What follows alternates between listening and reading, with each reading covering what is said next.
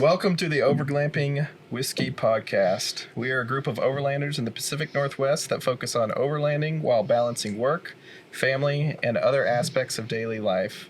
In this podcast, we will invite automotive and outdoor enthusiasts as guests. We'll gather around fire, sharing tales, tasting local whiskeys, and delving into the joys of automotive and outdoors. Join us as we embark on recounting our experiences together. I am Alex, your host, along with my semi-regular, self-proclaimed quirky sidekick, David. I just recently decided to get into overlanding with my Toyota Tundra after years of outdoors backpacking and camping, and I'm starting to introduce it into my life more. We have Garrison on the equipment today, helping us manage this whole shindig. David and Garrison, you want to say a little bit about yourself? Yeah. So, David, I guess I'm the quirky sidekick.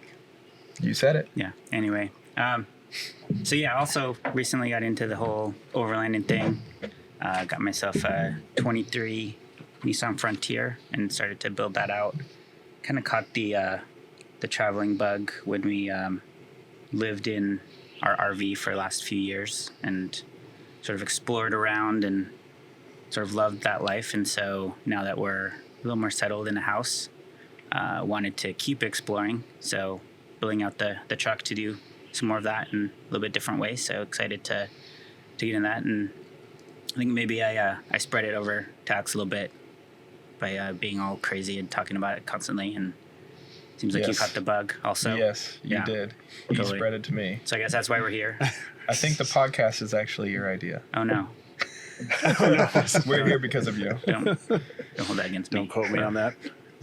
It's cool. This is fun. So maybe it's a good thing. Yeah.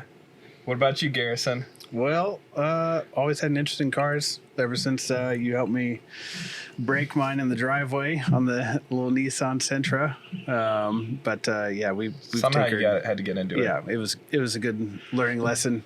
Went to tech school and down in Houston, UTI, and then worked for Mercedes, different dealers across the country and whatnot, and just always had interest in cars and automotive stuff. And I've been the mechanic friend, helped swap the Camaro from automatic to manual and stuff like that. So I'm always into the tech and get my hands on the stuff. Haven't quite done the overlanding bit yet, but I do have a good template with a Sprinter van. So looking forward to that. And a Subaru Outback. And the Outback, yep. Both equally as good. Yes, Sweet. Two different tools for different jobs, but I think the Sprinter might be a little more comfortable. And is your mom still mad at me for breaking your car? I don't even think she remembers that. We were changing the springs in a Sentra, and I guess it was just so over, I don't know what the word is to use. It pulled the axles out of the... We tugged on the CV shaft to pull it out without trying to pop it loose, so it just pulled the boot off and all the little bearings and stuff fell out of it. So classic rookie move, but mess. Teenagers just figuring stuff out before YouTube to help us out. Yeah, it must have pulled pretty hard. So no, not really. No, but, not at all. That was the thing. It was just like gone. Yeah, But yeah, back in the days of Haynes manuals. No YouTube. Yeah, right. Kids wanted to lower their cars and stuff. All right. Spring. Yeah, right. Yeah. What brand were they?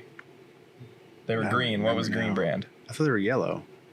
They weren't the teens. Those were green. Couldn't afford those. I was a teenager. Other friends were green. Yeah. Meals.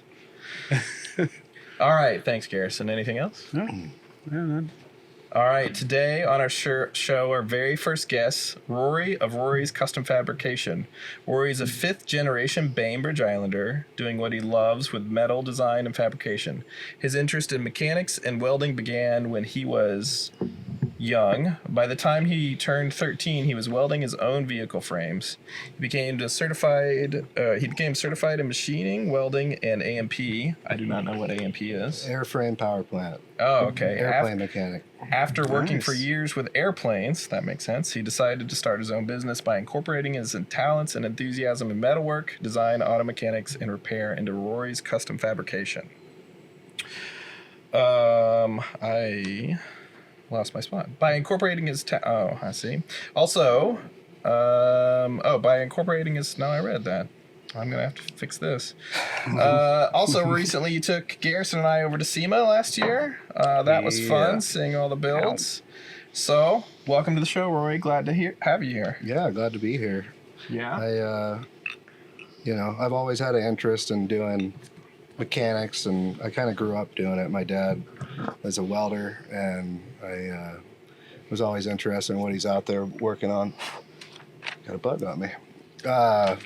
And at a young age, I just started, tinkering around, modifying bicycles and making, what are those things called? Little mini bikes with little, 3 horsepower motors. on little them. pocket bikes. Oh yeah, I built my first frame. I think I was like 9 or something like that. And Welding it? yeah. Wow. At 9 years old. Yeah, and obviously some help from my pops. teaching Stick me along welding the way. or, No, we had a MIG? wire feed. Yeah, Yeah, MIG. nice. Yeah, we did a lot of stick welding too. But, Right. I've always had a good influence and an excellent teacher. My dad he's very talented in many aspects. So, well-rounded. Anything you could think of, he's kind of a jack of all trades. So, from fixing our cars to, fixing the house, doing maintenance, and Nice. so he was an excellent teacher, and kind of grew up with that, and just kept down that path because I like working with my hands. So Yeah. Cool. Yeah. All right. Awesome. You might be hearing the little clinky bit. clinky in the Yeah. background there. So we like whiskey, so we're having some whiskey while we're doing this, and I think it'll probably be a regular part of this podcast. It is called the Whiskey Podcast. It is. I think that was your idea too. Yeah, I put my foot down on that one. Like, we gotta do the whiskey if we're gonna do this. So Need to be drunk by the end. yeah, loosen the lips. loosen. Anyway, we are doing a local whiskey this time. We actually have a taster. It looks like 4 different whiskeys. We each have our own. Can give you, I guess, some tasting notes on those as we can go around. But I guess I should probably read off a little bit about this distillery. It's like I said, local to Rory, Bainbridge Organic Distillers. Here, got a little thing I can read here. So, Washington State's first distillery producing USDA certified organic spirits. State's only distillery producing 100% of its organic spirits from scratch. So, pretty cool. Nice that it's local. And actually, we're going to try to do as much local as we can wherever we go. If we're doing some adventures, we're going to try to find something that is that area. Give you a little insight into those things. But if not, we'll pick something cool and tell you about it on the podcast. So we'll keep doing that. But yeah, if we want to go around the horn here, Roy, if you want to start off, what do you got there I think in your glass? I got the Battle Point, which is kind of their standard small batch organic whiskey, and it's their main whiskey, single grain, utilizing unique combination of yeast, usually employed to make Irish and Scottish whiskeys. It's double distilled and aged for 4 years in new number 3 charred 15-gallon American white oak barrels. It's kind of fun sitting here drinking this because I was actually a part of helping the owner of this, who started the business here on the island, set up shop. We did a lot of the work at his facility, from making stainless chutes to some of the walk arounds on their giant stills so they could access everything. So yeah, I'm quite familiar. Did some trade. Did you weld the stills? We did some repair work and some copper welding, but no, it was mainly purchased, all that kind of stuff. But They're all copper, or they have stainless? they have I don't know stainless. how Yeah, whiskey they is. have I think it's like an 11 chamber still for doing like vodkas and stuff like that too. It's all made here on the island, which is really cool. Kind of go and check out the facility, and it's kind of fun to go for a tour and get some tasting going on too. So buy yourself a bottle. Nice. Yeah. And if you got the big coin, buy the Yama. It's the big one. Oh, yeah. $400 or $500 a bottle. Ooh, I haven't had a chance to try that one. Where's that one? I want to taste that one. Yeah. You didn't get that one? Yeah, not Maybe not on yet. another one. Maybe This takes off, when we'll some- come back and more revisit. subscribers. Yeah, we'll do the Yama again. Yeah, you gotta get him to sponsor us here. Come on. Yeah, well, Donate a Rory bottle. does know him. Yeah. Cool. I Well, don't it sounds know like his Rory's name, Victor but whiskeys. I do. sounds like Rory, you're part of bringing this to us tonight. So that's cool. A small part. Cool story. Yeah. Yeah, like it. Nice tie-in. Yeah. Awesome. Which one do you got, David? All right. I have the Hokkaido cask. Looks like it's aged first in American white oak, and then they switch it over to Japanese-made Mizunara oak cask for the end of it. Let me taste it a little bit here. It's good. It's I'm a big fan of Japanese whiskeys, anyways, and it has that smoothness that the Japanese whiskey is known for. I really like it, and a little bit of sweetness. Really easy to drink, which is kind of dangerous, but I like it. Yeah. I'm sure people were pretty skeptical at first of Japanese whiskeys, but it seems like they took off pretty quick. Yeah, they have. They don't mess around. Yeah, You know? No, they do it right. they are smooth. There's no doubt about that. But yeah, mine's yours. It's the Battle Point, but it's finished in a Scottish barrel from the Isle of Islay. They put it in there for about a year, just enough time to give it a nice little smoky flavor, and you can definitely pick it up in there. Tastes pretty yummy to me. Is it really peaty? No, it's not peaty. And it's not Just smoky. It's smoky, but it's like a hint of smoke. It's not like Yeah. brimstone where it tastes like campfire, you Yeah. know. But yeah, Or soil or dirt. Right, Or whatever. yeah. I Gives you the afterburns. yeah, I can't remember the one in the green bottle I had once, but I was like, Oh, this tastes it's like like I'm eating a dirt. mossy log or whatever. You know, it's just Yeah.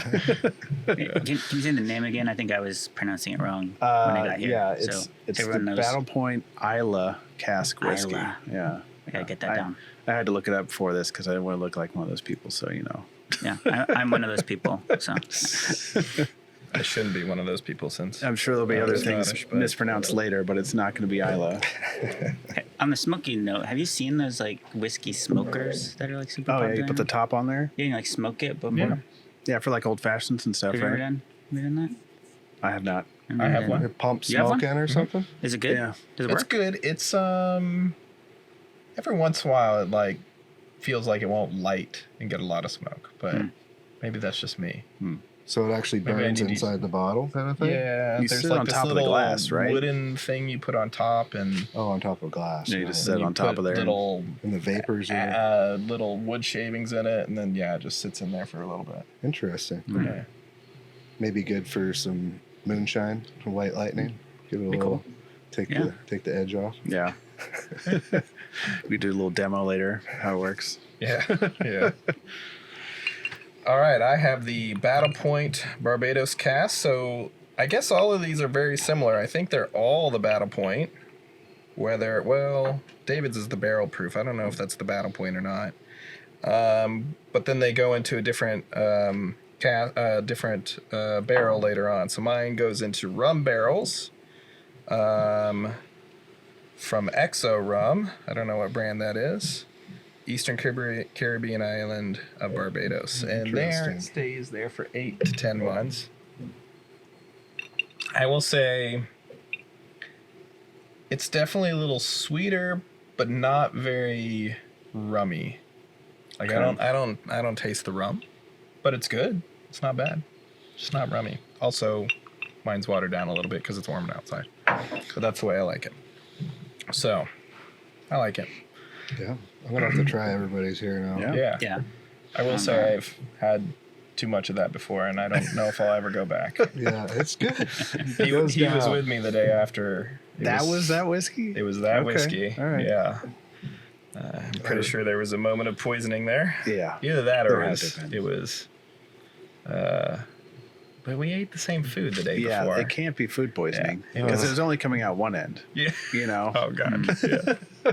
Yeah. But that's the sickest I've ever seen you. Like the whole ride from here to Oregon, just there was nothing left and not to hear you trying back there. It was like, it was not fun. Took about What were you guys in? Oh, was The it Sprinter you were- van. You were in the Sprinter Sprinter van. van. Yeah, Okay. cruising down Luckily to had a toilet. Huh? do some rock climbing and stuff, and yeah, it It's a very fun trip. Yeah, it was. Seriously, it's other so than good that- you couldn't stop till you got sick. I guess. Yeah. I Yeah, guess. it's that good. That good. It's that good. Yeah. Having that good of a time. Right. Yeah. All right, Rory. 5th generation Bainbridge Islander. This Yep. place is a little magical. Not many people know about it that I run across. They're like, Bainbridge, what? It's an island? Oh, yeah. I'm from Texas, so I think the whole aspect of island after moving up here was very foreign to me and is not now since there are so many islands. So I just tell everybody I'm from Seattle if they don't know where Bainbridge Island It's is. like I'm from Dallas. Yeah. I'm not telling everyone I'm from Flower Mound. You know, it's Yeah. just like, no, I'm from Dallas. yeah, You know. I've never heard of Flower Mound. Yeah. That's, yeah. Yeah. And the Flower Mound is very disappointing. Is it? There's an actual it's the flower mound? burbs. There is a flower There mound. is a yeah. flower mound. It's an Uh-huh. Indian burial I ground. don't know when there's flowers on it, but there's a mound. There's bluebonnets on it. Yeah. Like for a day out of the year because Yeah, then 'cause they it's, become scorched. And, 110 degrees. yeah. But yeah, Yeah, you're going there tomorrow. I'm going Have tomorrow. fun in That's 110 right. degrees. Yep. Oh, boy. So tell us a little bit about Bainbridge. You know, Bainbridge is it's an interesting place. There's a lot of actually, there's not a whole lot to do growing up here. You know, we got ourselves in a lot of trouble. It was you kind of find yourself, you know, mischievous and doing things you shouldn't be because what else are you gonna do, right? I mean, I played sports all growing up and you know, for the most part, that kept me out of trouble. But all the kids around here, they all kind of grow up doing the same stuff, and it's a lot. It's a great place, though. It really is. It's you know, the atmosphere here. There's a lot of friendly people. And, my family's been around here for five generations. I'm 5th. My kids are 6, which is pretty cool to be able to say that. Yeah. You know, and a lot has changed, even in my lifetime. Yeah, speaking of change, when I drove on the bridge today, I noticed a new sign up saying it's 20 everywhere unless posted otherwise. What? Oh, Where's that's this? new. Yeah. Did someone So- put that up as a joke? No, it looked official. Oh, you're kidding. Yeah, so it's 20 miles an hour unless posted otherwise. I'm like, okay, so far I'm seeing signs everywhere of normal speed limits, but Wow. Wow. Yeah. but I assume it's very bicycle and pedestrian friendly for that reason. Yep.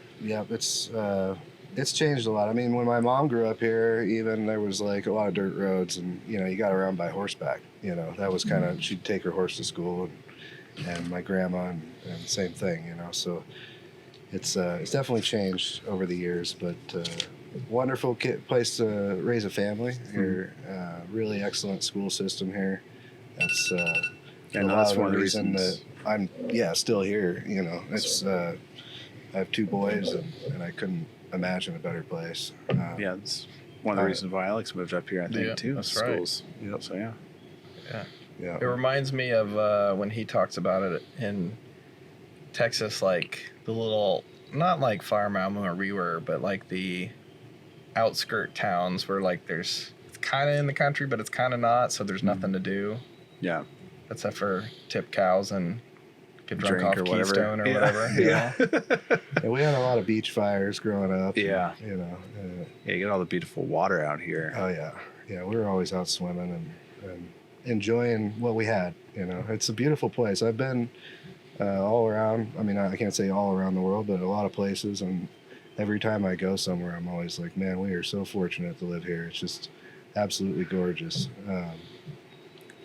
You know, I think the thing I like the most is kind of a protected community too. It's really good for my business because, you know, there's a lot of people that live in the city. It's only like a 35-minute ferry boat ride Mm-hmm. to the island from downtown Seattle. And so, you know, a lot of that city money comes over here and they want a place that's more laid back and you know, safe environment for children. And so it kind of has its own economy. You know, Bainbridge Island is more protected than most.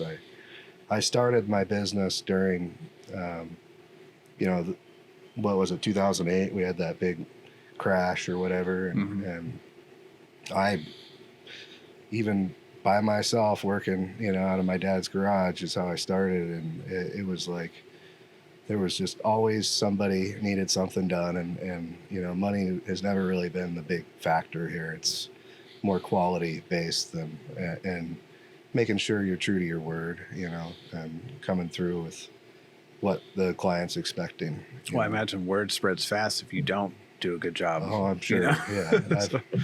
Luckily, and I grew up knowing that. My mom and dad have kind of taught me that. It's a small island. If you do, It's like small town. you do something wrong, it's going to spread.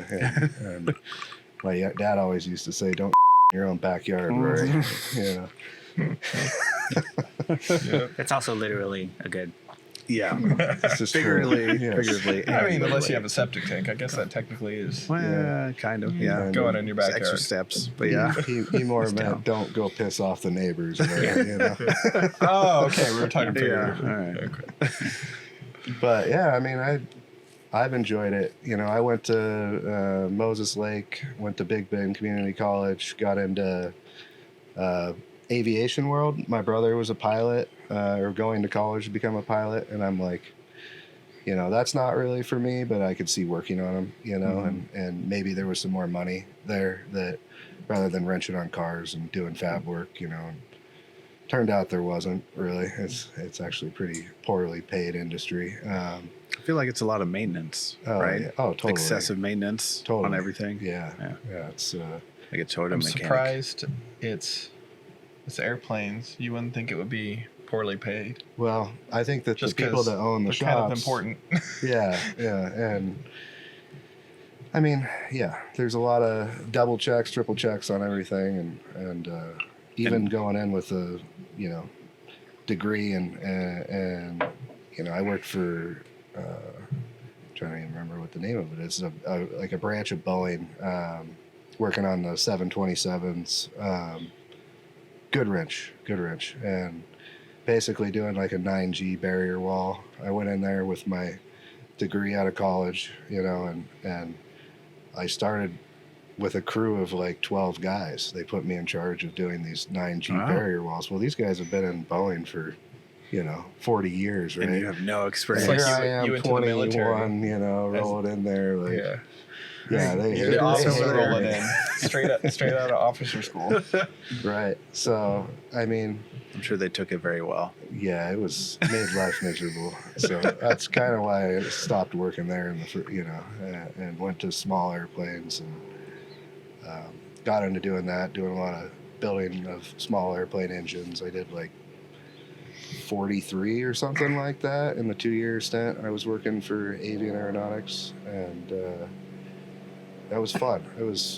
I really enjoyed that. But once again, there's just no money in it. It's like, and I was stressed out all the time because I'm always worried. Oh man, There's a lot of risk.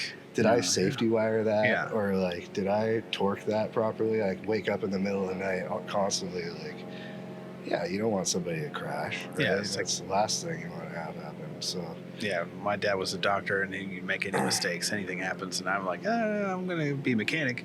You got to make sure you get the brakes right, and things like that, where it could be critical. But yeah, they're not going to be falling out of the sky though. Yeah. There's an e-brake for a reason. yeah. So- Well, it's not electronic, but yeah. Yeah. Oh yeah, I guess they are electronic now. Nowadays they are. My Tundra has a button. I wonder if you can hit that while you're driving. Probably not. They probably just beep at you. Mine's manual, just to say. It's a Good parking old brake Nissan. now. Nissan Frontier has a rear Simple. emergency It's brake. no longer Yeah. emergency brake. It's a parking brake. It's a manual. Foot Oh, nice. operated. Yeah. Oh, nice. Or the With the or cable. pull-up. Yeah, with a Okay. cable. With a cable. Old school. Wow. I mean, You can feel it. Yeah, right? yeah. Yeah. You gotta really, Progressive tension, Yep. Yeah.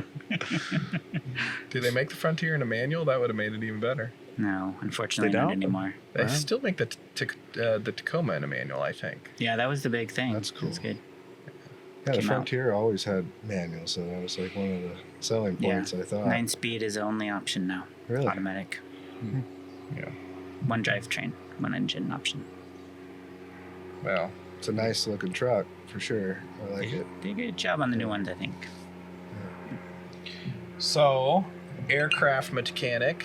Yeah, so I was doing that, and I Speaking kind of. of just Yeah, There's there's a a, segue. We're in the flight path. Thanks, airplane. Apparently. there's a few airports around here, you know. And if it's nice out, everybody's out in their little personal aircraft. Is that one of your engines? Can you tell I- by the sound?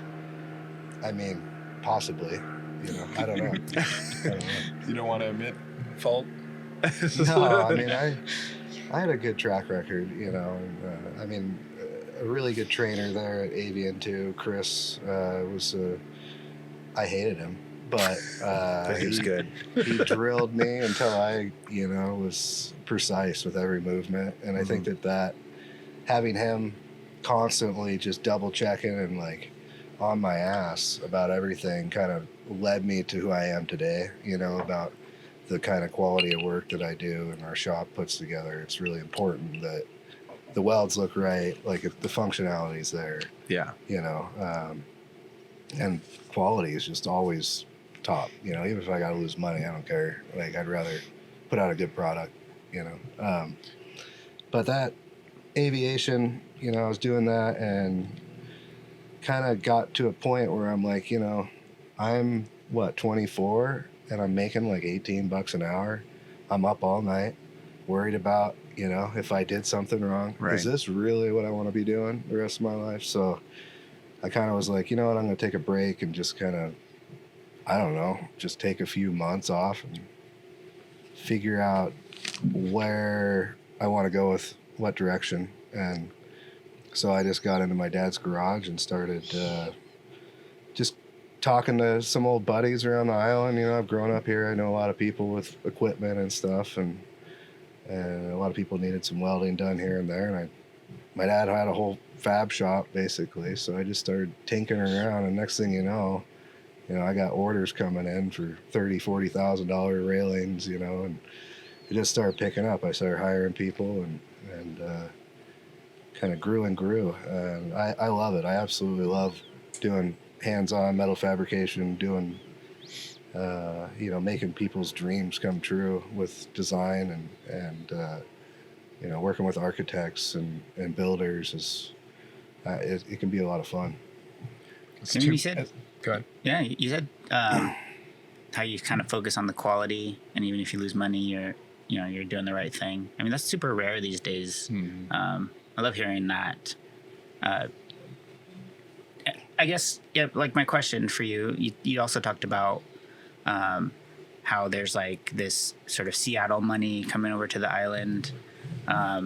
What are some of the things that you're kind of doing for those people that are bringing the money over? Like, what do you do the most over here? It's really a lot of architectural steel. So, someone will buy a house and they want to open up the room. So we'll More put residential. yeah, most of everything we do is residential. We do commercial here and there, but it's pretty rare. But yeah, it's like a custom home. Somebody's paid an architect and designed this extravagant, like, this is going to be my final house. This is like what I want, and I want something that's nobody else has. And so we get in there and we get to work with architects and designers and come up with something that is unique to that person, and their personality, the look they're after. It's I really enjoy that.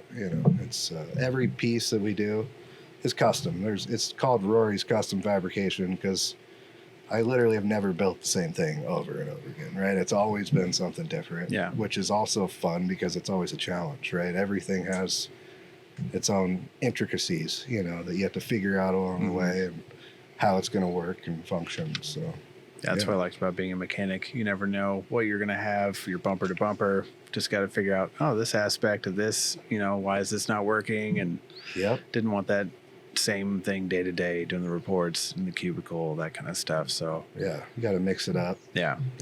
Is that difficult though? I mean, a lot of jobs you can like refine over time. You're doing similar things and kind of learn the best way to do it. It's Like, how do you absolutely handle that? challenging. Just have a really good crew of guys that are with their heads on their shoulders, That back to that trust thing. Yeah, totally. Because yeah. you get someone that's good and knows how to use their brain and common sense and think about something before they just follow the same steps every time. Also rare these days. It is. It's really hard to find those people that are able to problem solve and kind of see what the final product's supposed to be and know the steps to get there, right? Because there is, like you said, it's everything we do is different. It's got a different welding process. It's good, we have compound miter cuts on stair stringers, just crazy angles on stair railings and curvatures. I mean, you name it, we've done it, and it definitely poses a challenge. So you have to kind of think your way through every aspect of it from the start to finish. And I have 3 drafters that work for me, and we're in there every day working together on projects going, okay, how's this going to work? Like, hey, Rory, I don't think this is going to work. They're always calling me in, and we have to put our heads together and go, okay, maybe it won't, maybe we got to go about it a different way, and it's fun, it's just twist on everything, every day. So you're going to help me design a retractable staircase for my dormer? I've done those actually with a little counterbalance weight to it and stuff? We actually just had a winch mechanism, but it had a garage door spring that as an assist, so it's real light. It's just the wife can lower the staircase down. It had the railing actually opened up while it lowered too. So fold it out. So code compliant. The railing actually folds up while the stair comes down. And the client they had this really cool bridge going to their guest house, a steel bridge. And the only way to get to the guest house was to go inside their house, up their stairs, right past their bedroom. Of course, the kids are living in the guest house, right? Dragging all the girls home or whatever they're doing. Right. So he wanted another access, and that was a fun project. We got to design that, and it was challenging. Hinges and balancing things and all the other stuff. Oh yeah. There's a lot of engineering that goes into that. You're not doing like CAD drawings and stuff like that. You're just kind of nice, cool. Yeah, we draw it all up and actually put it in motion. And we're looking at the weights and the geometry of stress everything. on the joints. Exactly. Yeah. Nice. So it's fun. That's cool. So, airplane mechanic, I'll say that this way, fabricator, car builder, bike builder, to airplane mechanic, back to fabricator. Did you feel like you had to go to school and get a job? No, I wanted to fine tune my skills. I think was the main reason for doing that, and I'm glad I did. I learned a lot going through that. I wouldn't change a thing just because. I had to deal with some for a couple years of my life and made it extremely difficult, but at the same time I learned a lot. I learned about human relations and like how to treat people and not treat them because I wasn't being treated properly, but it's it made me who I am. And I think that my guys, we have 14 employees, and I think they really appreciate that part of me, is I'm not there drilling them. If they have a better idea, another way of doing something, I'm all ears. Like you guys you have all the say in whatever's going on, and I want you to be creative. I want you to, come up with problem-solving solutions on your own. Like I don't want to babysit. And it makes for a good work environment. Everybody really enjoys working at my shop. That's at least what I hear. Yeah, right. We'll have to go undercover boss to get the real. just last week, my main fabricator, we had a going away party for him on Friday last week. His first day of work was Tuesday at the new shop. He called me at noon and asked for his job back. He goes, I don't want to, this is not going to work. I want my job back. Can I come back? I'm like, absolutely, man. Sure. Yeah. So it's not just about doing the work. It's like about having a good work environment. You know? And we're all here for a short period of time. Might as well enjoy it. Like it doesn't need to be a slave ship. So. Yeah. And as a fellow mechanic, like feeling appreciated is huge. Absolutely. That going from dealerships, you feel like just another cog. If you're gone, no one will notice. They'll just put another one in, and they don't care about things as much. And, it used to be more fair and balanced between pay. It was like 50-50 between the mechanic and the dealership, and it's been less and less. They charge more and more, Right. and you're getting like 20% instead of 50% of what it was, and then they raise the minimum wage, and you're just like, oh, now I'm like making as much as someone flipping burgers. Right. And I have to know how to align this German car and do wiring and all this stuff on it. And it's crazy. It is. Yeah. So, yeah.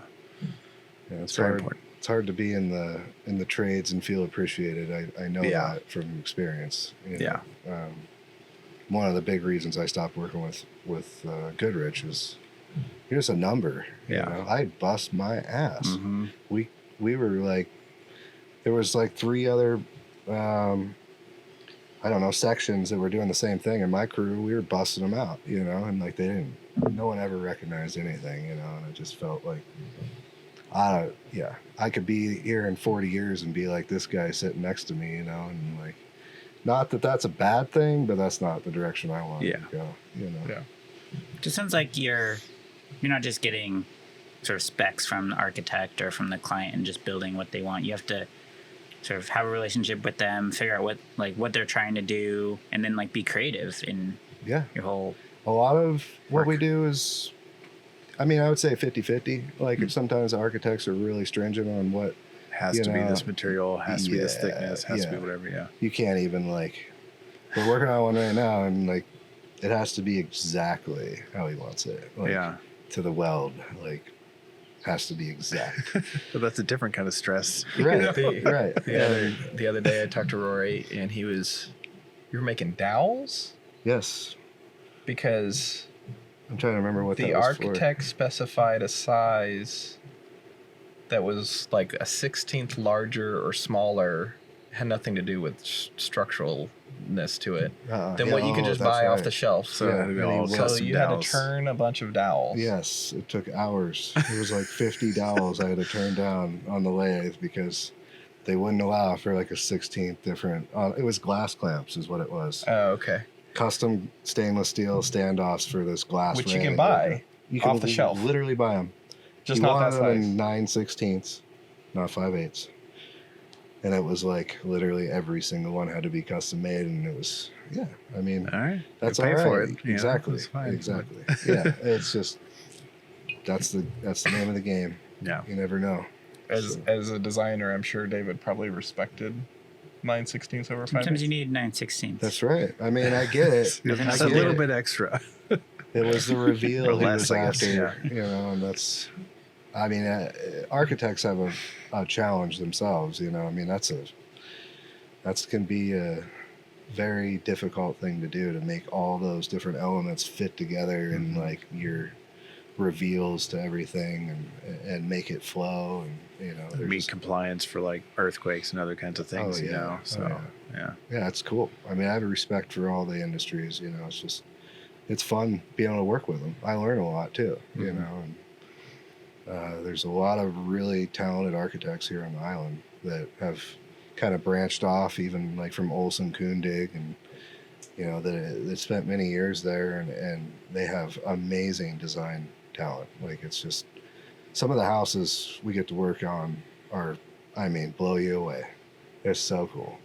It's really fun to be able to go into these places and say, hey, I had a piece of that, like we did those railings, or we did that staircase, or we did that crazy doorway. It's fun. Or you made good whiskey. Yeah. Yeah. Yeah. And that's You help make it. what it's all about. That's right. So what was the first car you built? So the first car I built, I had 2 CR80 dirt bikes that I had got from a friend. They were completely torn apart, gearboxes blown up, engines seized, but I had 2 of them. And so I basically, I Made one made working one. one good one. And, had to weld the case back together, aluminum case, put it all back, and like make sure it was all sealed up. And I think I was 11 when I did this. You right? said aluminum, so it's TIG welding, right? Mhm. At 11, Yes. which Yeah. is the most difficult form of welding? I would say, yeah. And what makes it difficult? Because you're adjusting, It's- you're controlling the feed as well as the temp and Yeah, and aluminum you can't really tell the temperature. All of a sudden, it'll just be too like, much. boom, yeah, it's gone. Especially welding cast aluminum, which that dirt bike case was. And that kind of explodes a little bit. Oh yeah, So Air pockets to hit. Oh yeah, it's not fun. And but like I said, I had a really good mentor. My dad was there watching me and teaching me how to go about it and say, hey, you got a little too much heat, lower it down. And so I would say I was brought up by the best. Honestly, my dad is very talented in a lot of ways, and it was cool that I was able to learn from him. But anyways, put two bikes together, learned a lot about mechanics, and gearbox, and putting together a 5-speed in a little dirt bike motor. Like, what the heck is going on? A lot of trial and error. Anyways, so I got it together, and I was ripping around the street, and one of my neighbors was like, hey, that's a cool bike. Like, you want to sell it? I'm like, maybe. I don't know. What do you got? He's got so he's like, we have a 46 Willys Jeep. Like an old not military, it's a CJ, CJ 2A, down in our barn. And I'm like, really? I love those things. I mean, I used to watch MASH, and like those flat fender Jeeps were like super cool. So I'm like, yeah, I'll take a look. So I went down there, and it was just a piece of crap, right? Rusted out. It was a really bad trade, really bad. You think you're trading up. You're like, I went from 2 non-working bikes to a car, to a Jeep. I'm moving up. And then you're exactly. Like, oh, what have I done? Yeah, so I mean, the tub was gone, rusted out, and I'm like, I can fix all this stuff, right? I know how to weld, big shot. Your dad sees it, and he's just like, oh yeah. I drug this thing home. Yeah. What is this? So anyways, we pulled the cab off, and I see this frame, and it was the biggest hodgepodge thing I've ever seen. Like, they had like bolted C channels to the side of this thing. It looked like it had been impacted from the side, and it was just toasted. Right? Yeah. It needed a complete rebuild, and I didn't know how to fix that. My dad's like, well, I guess you're building a new frame.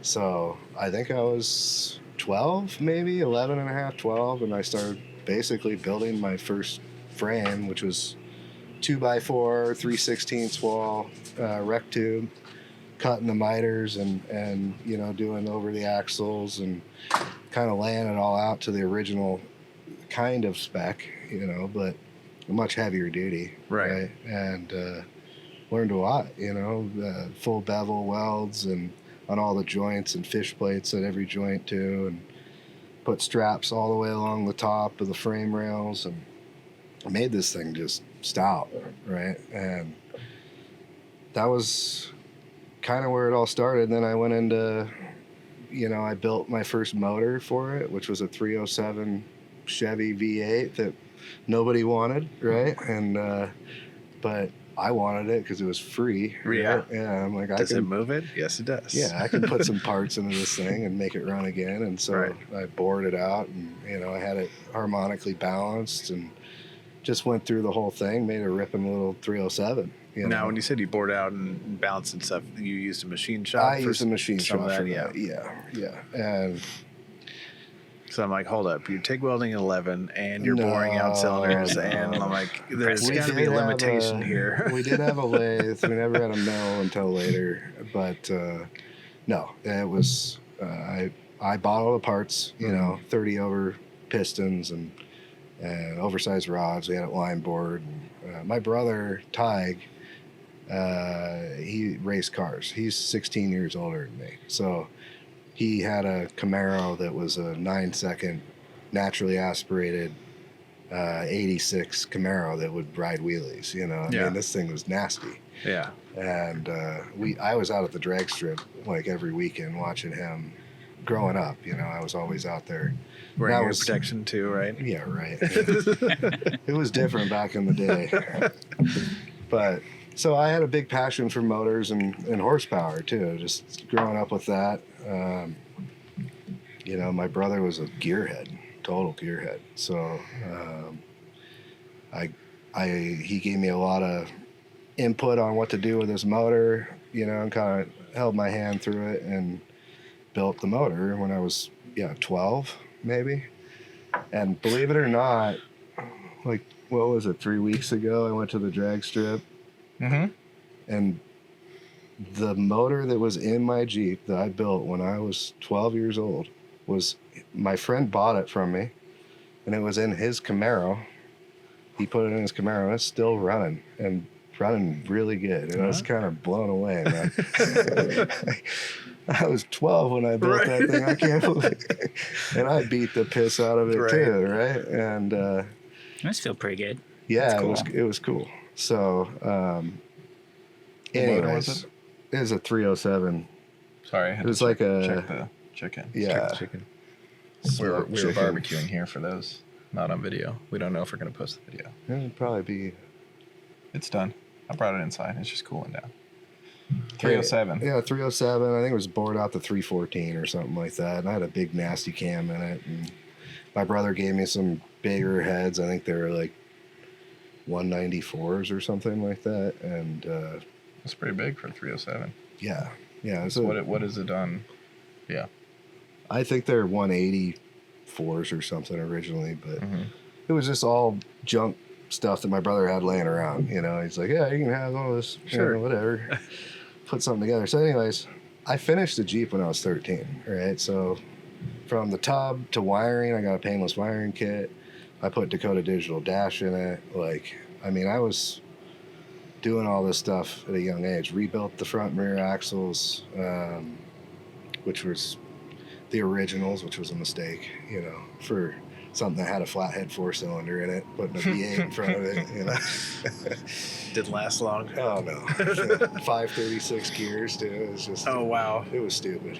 Yeah, it had the original T90 3-speed transmission and original transfer case. But I went through all those and rebuilt everything and, put an adapter plate in for the motor to mount to the transmission, new input shaft, and it was a fun project. I learned a lot, and I still have the Jeep, believe it or not, and I plan on getting it back on the road one of these days. Yeah. You drove a couple years ago. Yeah. Right. You and I got it started up. No, we didn't. Oh, it was We running fried the before cable. you got there. Yeah. Yeah, that's right. And then I was then like, let's and hook then the another wires battery melted. up or something. I don't know what the fuck we did. We might have had a little whiskey then. We too. might have, yes. Yeah, we fried something, but Yeah, we did. I ended up putting a 400 small block in that thing with a 250 shot of NOS, a 2-speed power glide, a corporate 14 rear end, disc brakes all the way around, Dana 60 front, and it's a animal, right? Yeah. All fiberglass tub, and it was probably pushing 750 rear wheel horse. Yeah. On something that weighs 2,200 pounds. It was stupid. Yeah. And I took my wife, the one and only time I've ever got her to go in that Jeep. I took her to Florence, Oregon. I'm like, the day before I'm up there and we're hitting this dune. There was like a nice tabletop on the top of this thing. Cleared it. And yeah, you get like 2 feet of air and just kind of land it. But you hit the NOS going up the hill, and you're going like 70, 80. And then you let off and it's just like kind of just a little boop. Yeah. Well, it blew that night before, so it was a Razorback. There was no tabletop at the top. Oh. So I just launched my wife like 18 feet down, nosedive, 2 front flips. Whoa. Friggin' wow. shit's flying everywhere, It was the front windshield. I had these bars coming off the roll cage that were holding it, and the impact of the sand, it broke those bars off, the welds and everything, and that windshield came back, hit us twice because we did 2 front flips. Right. Luckily, we were wearing helmets and had harnesses on and Yeah. everything, but Oh, terrifying. Man. Yeah. She'll never ride with me ever again. Not off And no. I don't blame her. No, it was Yeah, it was a stupid moment in my life. I should have checked. Yeah, you always Check the dunes. Yeah, Yeah. there's 'Cause they're flowing. Trevor, and who they're we changing work all the with, who always goes in scouts before he does side by sides. Yeah. He'll always go in scout. So I should have known. My buddy was in front of me with his quad.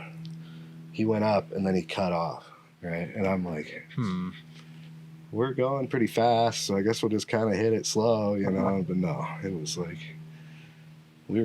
I have pictures of it. We were like 18 feet down the backside of that thing. And we landed nose like that. Oh.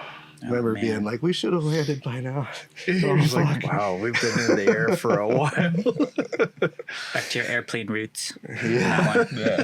Yeah. Was that before or Full after circle. airplane mechanic? Yeah. I'm sorry, honey, if you're watching this. Oh, so you're still married? Well, Yeah, we still are. Oh, that's impressive. like I tell my Good job. kids, important is learning from your mistakes. It's okay to make them, but learn. He still has the Jeep, for the record. Right. Yeah. So I don't know if he's learned yet. I've grown up a bit. Let's just say that. It's a All different right. time. What are you building now? What car you got?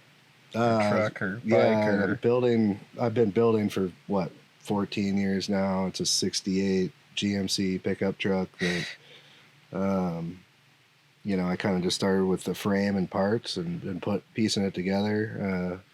But it's just, where'd you get it? Where'd you get the frame? a friend of mine, Nick Johansson, he bought the truck, the donor truck, to pull the 1-ton axles out of and put under his K5 Blazer. And he had it sitting in his yard. When his mom sold his house, he's like, you want all this shit? I'm like, yeah, I'll take it. It'd be kind of fun. So started out as a long bed.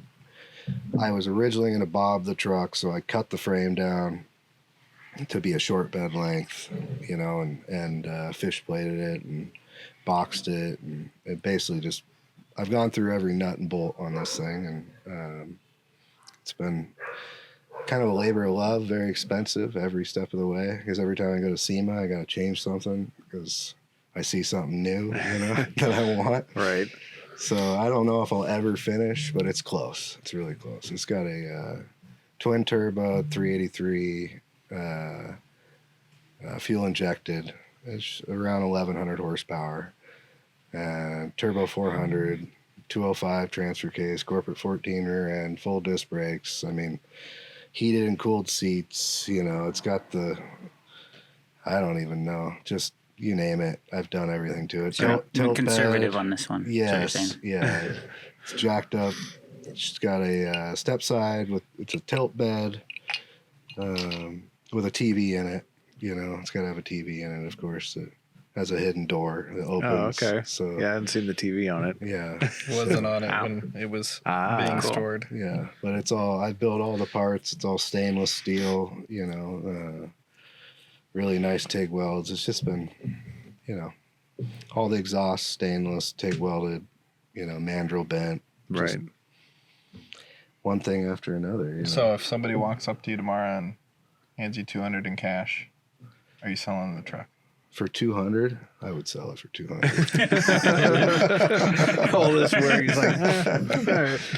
Seems like a labor of love. Maybe The number's out there. $150, no, but I'd probably sell for $2. I've seen the truck. I mean, it's got that in it. Oh yeah, We should put a picture on the video. Maybe you'll get an Yeah. offer. This is the thumbnail. I can show. It definitely has like every bolt on it's new. Oh yeah, yeah. I Man, mean, speaking of bolts, I went to Ace yesterday to buy bolts for my ditch lights. I knew like stainless bolts used to be expensive, but I guess I haven't bought stainless bolts. They were $4.50 a bolt for two M10 inch and a half long bolts. I believe it. I'm like, It's actually $4.50. a better place to get them. The Chandlery down in, believe it or not, it's a little bit less down in the Winslow Wharf. Yeah. Yeah. I saw a post where someone's like, washers used to be a penny. Now they're like 15 cents, so they're just drilling their pennies, use them as washers. That's funny. That's funny. Life hacks. That's awesome. Yeah. Yep. All right. So truck. Truck. and- Anything else fun you got in the garage? I mean, What could you take and turn into an overlanding rig? That's the real question. Jeep? People hear the word Jeep's a little Jeep. small. I mean, I do have literally, what is it called? My Jeep Overland. Isn't that what it's called? My Oh. 52. Isn't that what Your what? Your wife's? That my wife's grandpa bought it. Yeah, Oh. the 52. I haven't seen. Oh, the blue thing? Yeah. Isn't Oh, that no. called a Jeep Overland? I don't know. It'd be cool. I don't know. If Would I you were to take it on some rocks? Oh, it could take some rocks for sure. But I thought about it, and I think if I were to build an Overland, have you guys seen the new Toyota that they had with like the camper on the back? I don't know what it was called, the Chinook or something like that. Was it their truck or their I think SUV? I think it's a Tundra, or not a Tundra, but a Tacoma base. Oh yeah. Oh, They had a SEMA not last year, but the year before. they're like trail model. Trail Hunter. Trail Hunter. Yes. At SEMA last year, they had the Trail Hunter Yeah, okay. Tundra. Oh, they had the concept. Tundra that last year. I didn't see Yeah. that. Anyways, I was thinking if I were to go about it, what I would do is get one of the old like Toyota Dolphin, but the smaller version. I think it's called the Chinook or something like that, and it's all fiberglass back.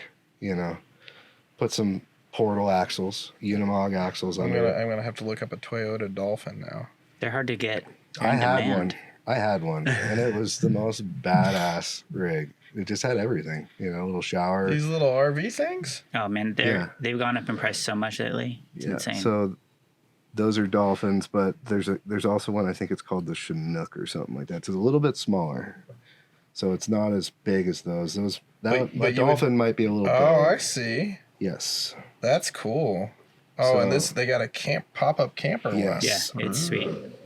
So they're old. That is sweet. But you could put some, This guy sold his Unimog for axles. 50. Oh yeah. Wow. It's like Land Cruiser RV style. Yeah, Like it's awesome. SJ60s. Yep. So I can't find them anywhere. Nobody will sell them. It looks No. like the old They're- Tundra. You could build one though, right? Like you Yeah. can get a pop-up camper back. You can still buy those boxes, right? Yeah. And so you get a new one of those because most of the time they're ratted out anyways, right? They use a little thin wood, plywood, and you don't want to be taking that out off-roading, right? So get a new shell, put it on an old cab, Unimog axles, LS motor, right? Just like a 4.8, doesn't need anything crazy, or 5.3. Which is bulletproof. Yeah, just something stock, and 4L80, and put some, I don't know, a 205 or maybe a Atlas 2 transfer case in that thing, and just make a bulletproof setup that you cannot break, right? Like, Because that's what's most important, the durability, dependability. You're out in the woods. yep, You don't want to be like something German, something vacuum line or... Says the Mercedes master mechanic. Well, I worked on them. I wouldn't mind one of the, Mercedes 5-cylinders in one either, that'd be pretty sweet setup. Blue Tech. Right.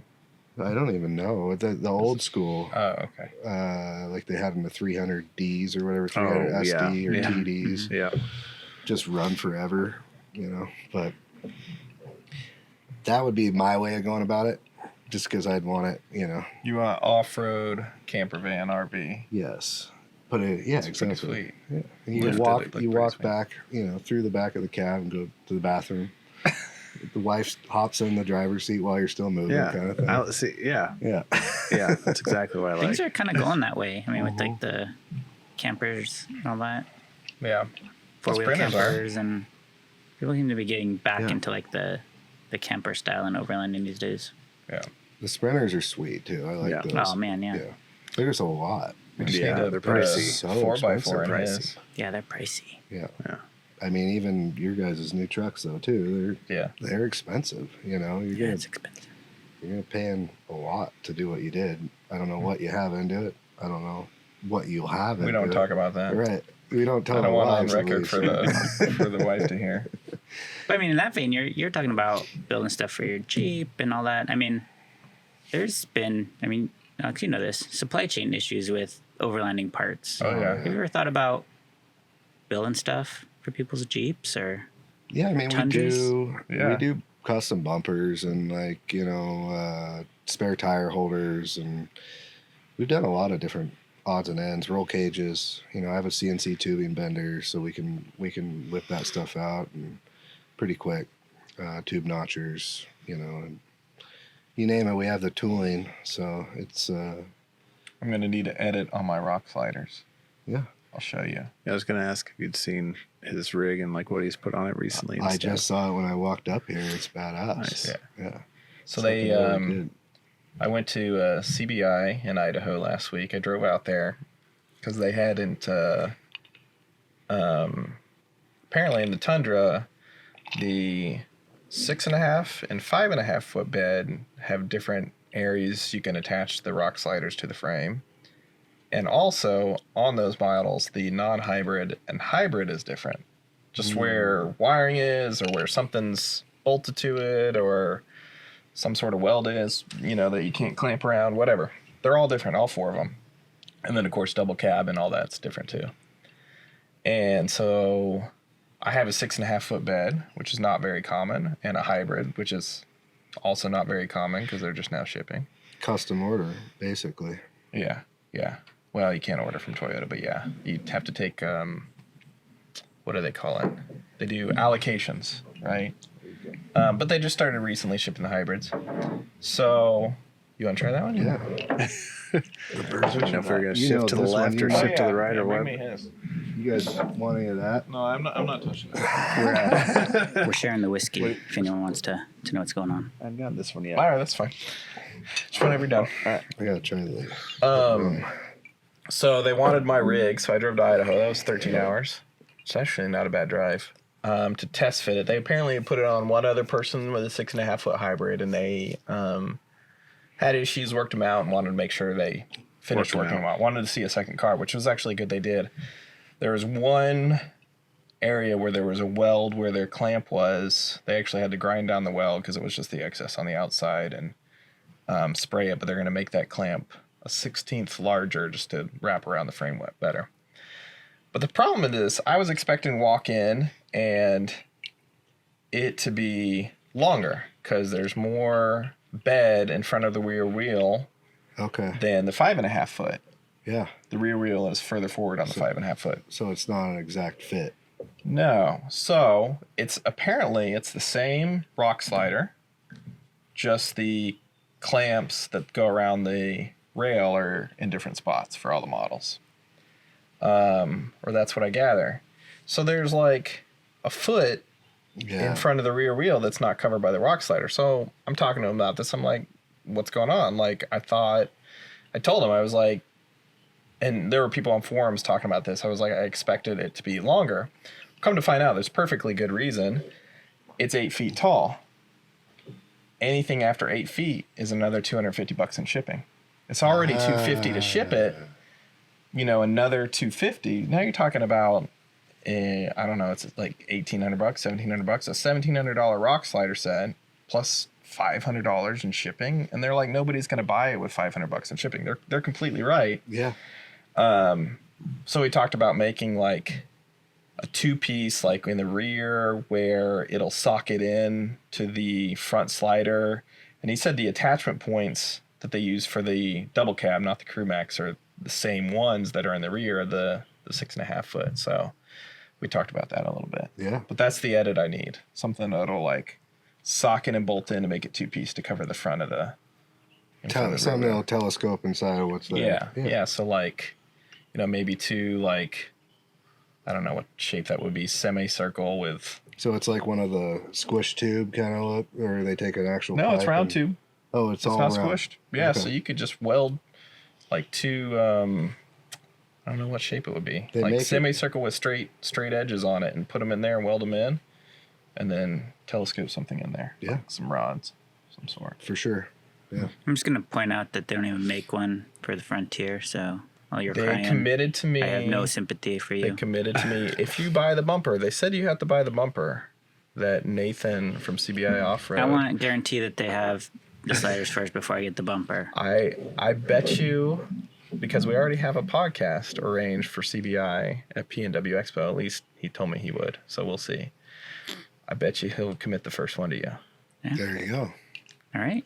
As long as you buy I'll the drive over bumper. there and get You it. got to buy the bumper though. So I'll these buy the guys bumper. are custom making rock sliders to order kind of thing. They're all made on demand. Yeah. Yeah. They have a bunch of parts that are high volume, that are And they like put they're racks. together- I think they're racks they prefab because those you can get shipped pretty quick. Yeah. But when he was is talking, that's the rack you guys have. yeah, on top, Yeah, those Yeah. are sweet. Yeah. yeah, I like how they have all the universal. You can pretty much mount anything anywhere. I Yeah. mean, they got a track system. oh The yeah, yeah, whole thing. yeah. That's the bed rack. I'm talking about the roof rack. They do make a bed rack too. Isn't that the roof? Maybe I'm. Oh, There's a roof and a forward. bed. Yeah, Yeah, there's bed- two racks. Bed racks, That's another not the company, same. Extrusion Overland. Okay. They make those, I think, ahead of time. But yeah, like David was saying, everything in the overlanding industry right now that's sizable, like even little stuff actually, like the plate for the accessories behind our infotainment on your car and mine.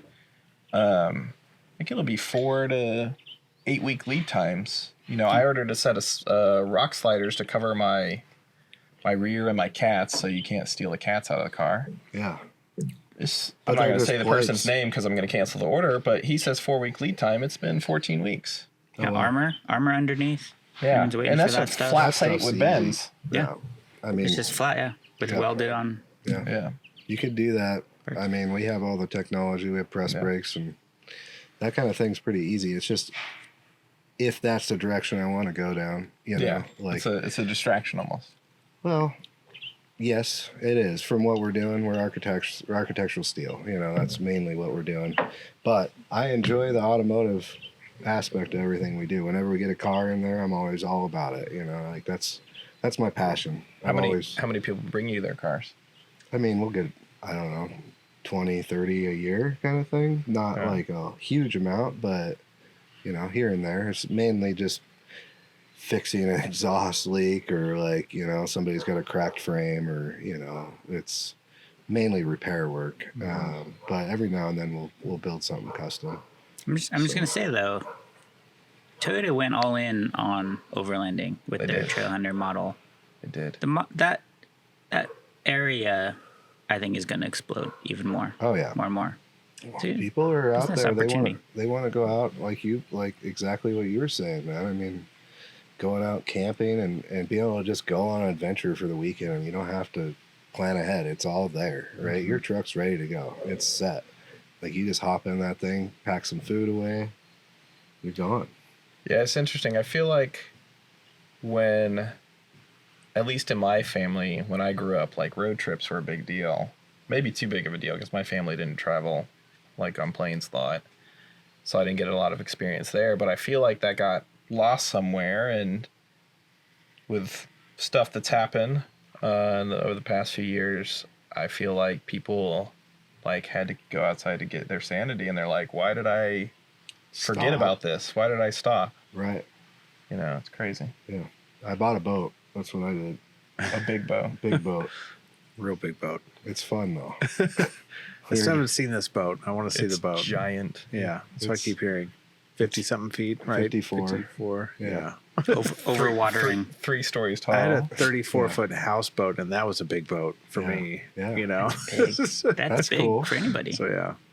Yeah, it's a good size. You know, it accommodates our whole family, and kids can get crazy, and we don't have to be next to them, and you know, it's awesome. Yeah. So we were just out yesterday, and I got back today actually. So yeah, try to use it as much as possible.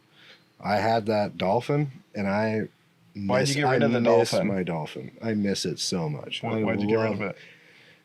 Because we had Jackson, and the only place that he could ride safely was in the front passenger seat, and my wife. Oh, because it's only freaked two out. seats? It's only two seats? Well, it has seats There's no in belts in the back. They're not. They're like strapped to a wood freaking No platform. DOT approved. Like I wouldn't feel safe putting my kid on that. So we had them in the front, and we had one late night experience where I went to Ocean Shores instead of somewhere else that was like 6 hours away.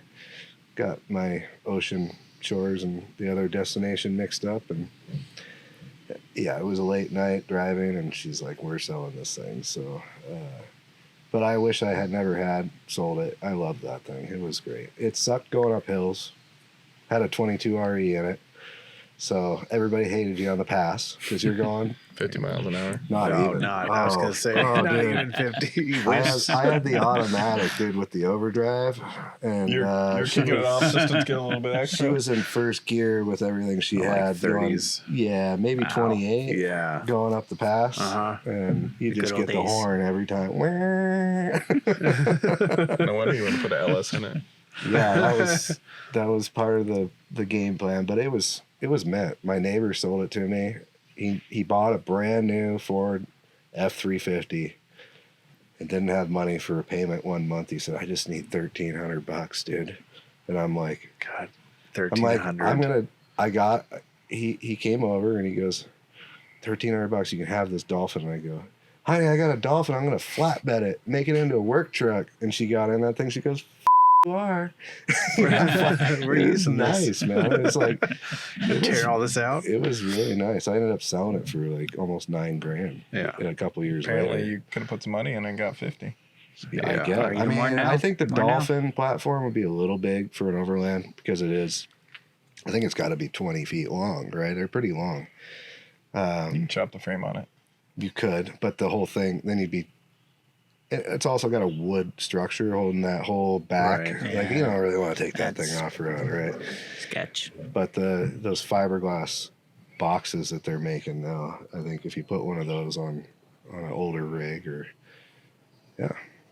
I just like to be able to walk back and forth. You know, that's the biggest thing. You have a cab chassis that has the back open. For me, I like to be able to just pop it. Yeah. You know, I got to go to the bathroom. I'm going to, we're going down the highway. Yeah. Honey, jump over here. We're going to keep going, Cruise control's on. Just take the wheel. You Yeah. know? Done that move. With Yeah. kids, it's a game changer. That There's no is- stopping to You go to the gotta, bathroom. you gotta Yeah. see the toilet I got. It's like a diper genie. Did you get Oh, it? Yeah, really? it's in there. Is it here? Yeah. We gotta do a demo. Maybe, It's magical. That's magical. you go and you flush it and it turns inside itself. It has these little diaper genie things, and then it doesn't smell. It's all sealed off. It has Huh. like a little an owl pellet then that you just pops out or what? Yeah. Really? Yeah. That's Yeah. It's cool. like a string of beads or something. So it is like a The diaper, waste in there. like when you're shoving those. Yeah, Yeah. we had those. But it's also like $2 a poop, Yeah.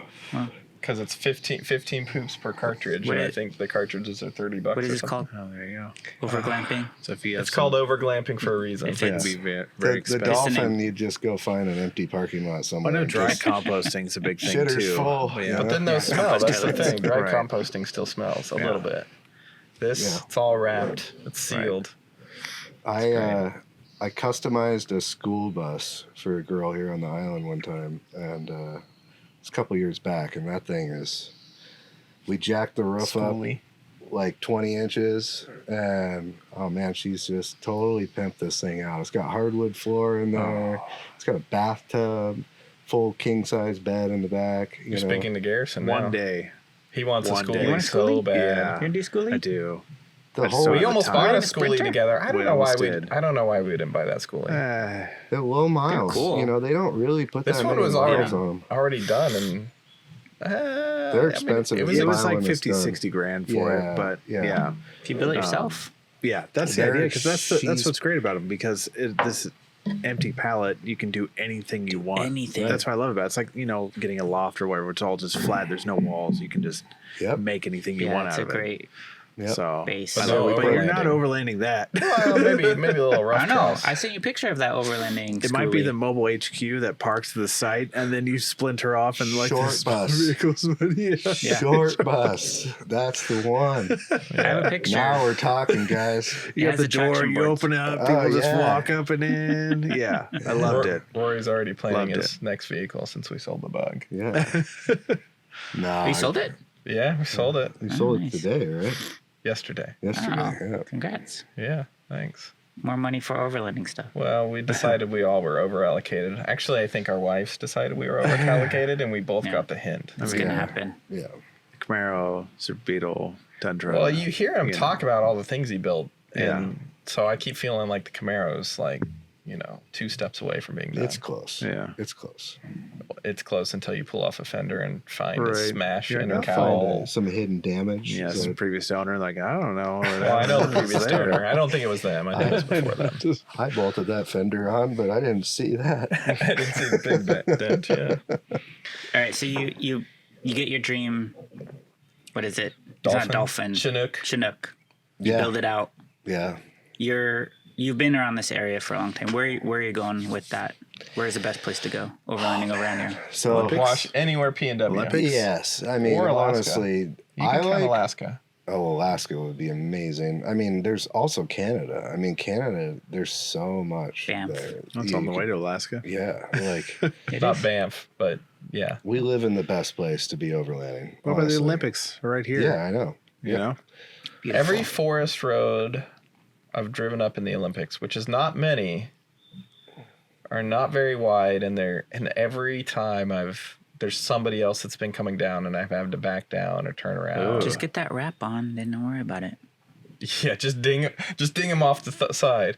I mean, it'd be fine if it wasn't busy, but I mean, I went up this one road by Hurricane Ridge, and like 5 people came down. I was in the F-250 at the time, which is big, only a little bit bigger than the Tundra though, and I was like, I can't make this. I had to find a turnout finally and back down. Going up has right away, by the way.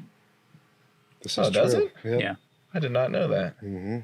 Well, I don't think either one of us, when we were passing, Trail etiquette. knew what to do. Yeah, it's important to keep the rig small enough to where you can still navigate. Right. You know, that's a lot of the roads can be challenging, especially Yeah. if you're going Yeah. DNR land or whatever they call that, just Forest Service roads. You know, it's Yeah. I think had the new Tacoma been out, I would have had to think about that over the Tundra, just for that reason, for sure. Yeah, up here we have tight trails. Those are the PNW pinstriping they call it. Oh, really? Yeah. Yeah. I didn't know that.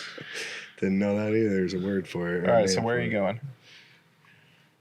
I would have to go back to the Olympics. Probably the best trip I ever had in our Dolphin was actually kind of overlanding. We were on a dirt road for probably 30 miles. I have no idea where the heck we Basically were. overlanding. Yeah, that's totally overlanding. I don't know. I can't, for the life of me, remember where we were. Trying to find where you turned off. Yeah, but we drove and drove and drove, and we came along this riverside, and it was like this roaring river going through, and there was this perfect little pull off, you know, and my wife and I, we were there for probably 7 days, you know, we just Nice. hung out, That's had it. fires, and like went out and crossed logs that we probably shouldn't have, and you know, it was just so much fun. Yeah. That's I awesome. loved it. And you're back to nature, you know. And With nobody else around to bother you. there was no one. That's why it's so good. It's Yeah. not a campground. No, it was. That's another thing I like about what you guys have for setups too. Like, you could be anywhere and just pull over. You know, you don't Yeah. have this giant Anywhere camper. in a national forest. No, I mean No. even like parking lots and Yeah, stuff. that's true. Like you can find 2 spots, pop out your tent. You know, Rest like area. you're there. You're Yeah. done. You know, you get tired. You don't have to keep going to your camp spot. Just find a parking lot. You got Starlink or whatever else, Yeah, you know. we and got you Starlink. We can work. I got satellite. That's right. Yeah. It worked great last week. Did it? I was so nervous. It's in fact, I joined. So I popped it up in a parking lot in Glacier National Park. I don't even know. Maybe that's against the rule. I don't know. Nobody seemed to care. But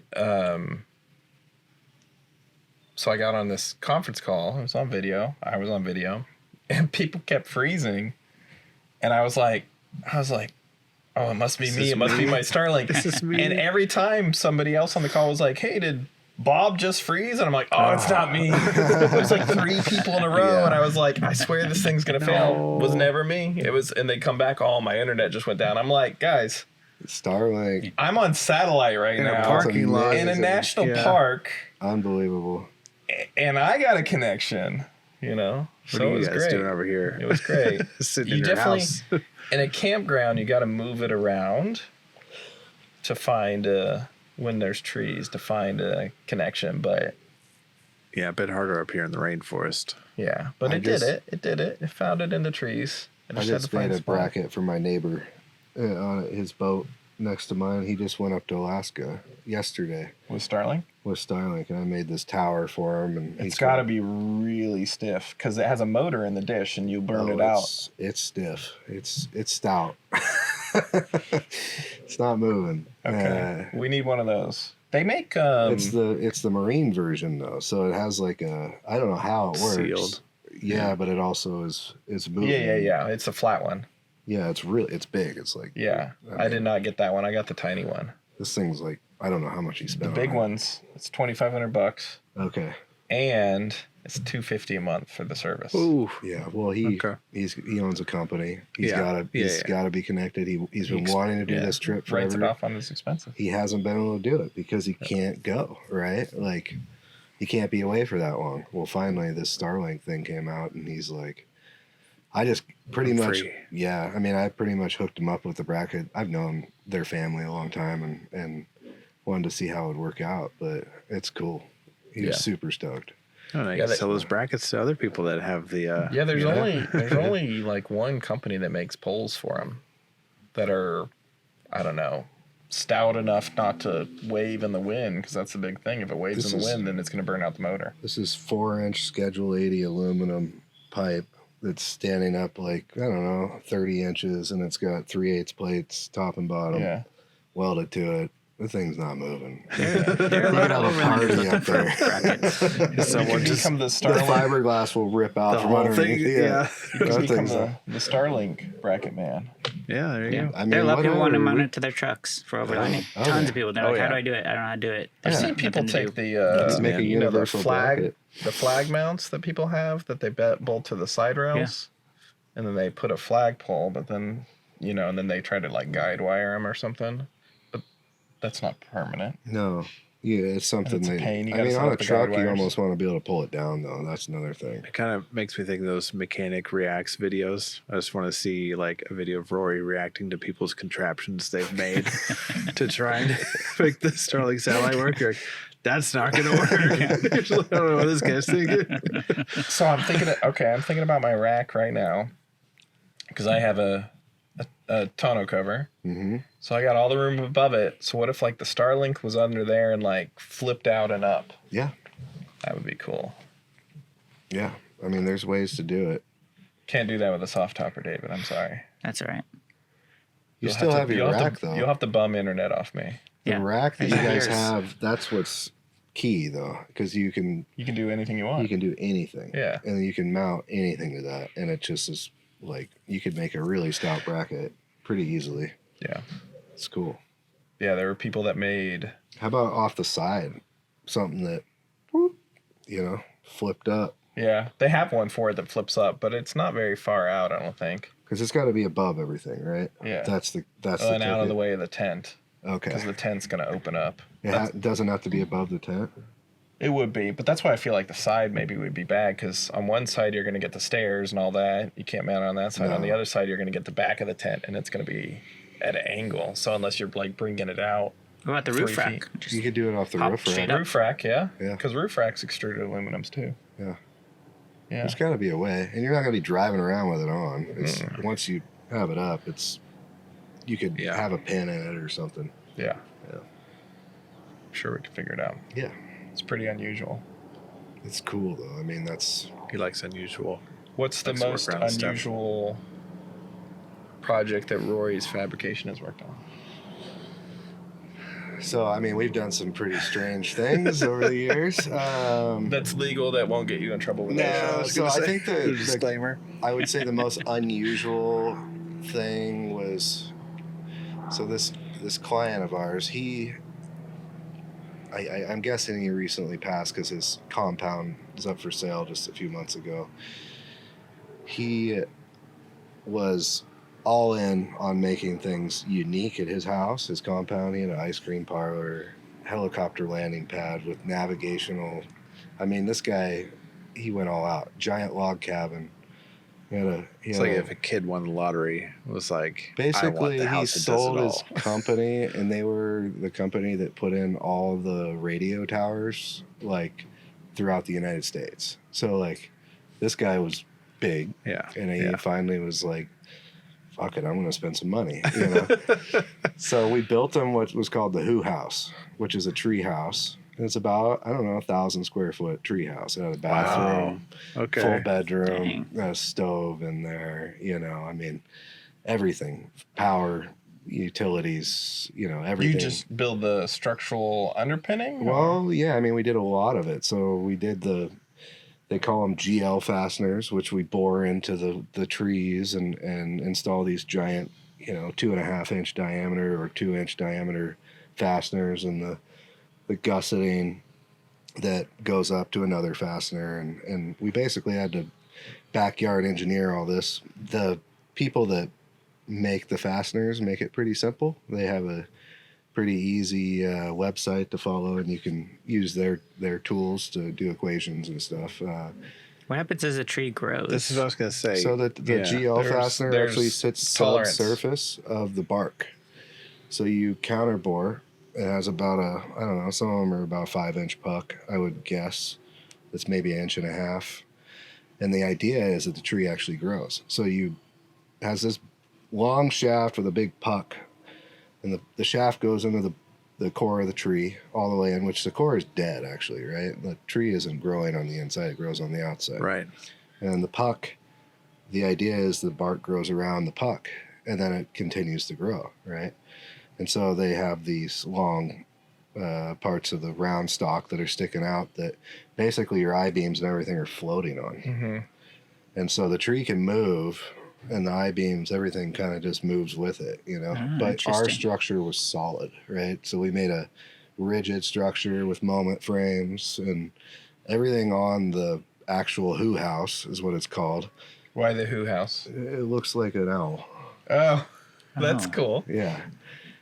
So, anyways, what made it truly unique is we're building the staircase for this thing, and it's this crazy windy staircase. Of course, it has to be. That's an I-beam that this client wanted, and he's like, I don't like it. I want more curves in it. And I'm like, you know, this is all off the, you know, we're just winging this thing, right? He's like, here's the money, just build this thing, you know? And so money at this, he's like, I want you to bend those I-beams the hard way, which you can bend an I-beam sideways, right? Because you have two flanges, and it stays consistent. He wanted the staircase to go up and down and curve. Oh, yeah. And a single stringer staircase, it's like 30 feet long, right?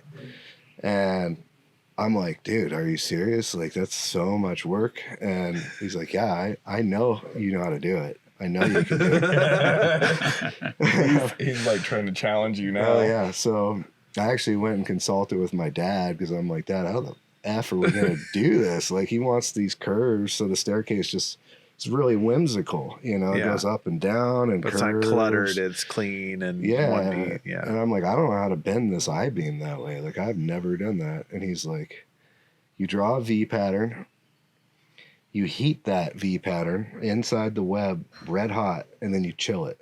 And you lay it out, you know, your V pattern, you lay it out consistently, and then sometimes you have to overlap those V's too. So you're laying this out with chalk and heating it up, and then you cool it with water. And what happens is the molecules shrink. Yeah, it pulls it. Yeah. And it pulls it. Okay. So 3 weeks later,